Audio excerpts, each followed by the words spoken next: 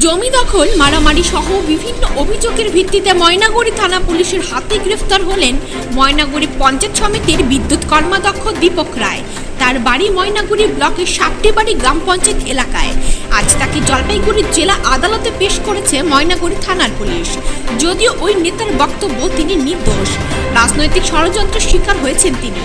ময়নাগুড়ি থানা সূত্রে জানা গেছে, ধৃত কর্মাধ্যক্ষের বিরুদ্ধে বিভিন্ন অভিযোগ এসেছে। এই অভিযোগের ভিত্তিতে তাকে গ্রেফতার করা হয়েছে। তৃণমূল তরফে দাবি করা হয়েছে, উনি পঞ্চায়েত সমিতির কর্মাধ্যক্ষ থাকলেও দলের বিরুদ্ধে গিয়ে কাজ করে গিয়েছেন। 2023 সাল থেকে দল থেকে তিনি ডিটাচ ছিলেন। যেগুলো অভিযোগ রয়েছে সেগুলো কি মিথ্যে? অবশ্যই সেটা আইন দেখবে। আইনের প্রতি আমাদের আস্থা আছে, ভারতের সংবিধানের প্রতি আমাদের আস্থা আছে। আপনি প্রমাণ করতে পারবেন যে আপনি নির্দোষ? অবশ্যই, তার জন্য পুলিশ তদন্ত করুন। যদি তদন্তে আমি সঠিক হই তাহলে আমি আইনের মাথা পেতে নিই। দীপকদা, দলের কি পদে আছে? আমি পঞ্চায়েত সমিতির কর্মাধ্যক্ষ। দলের কোনো পদে আছে? দলের কোনো পদে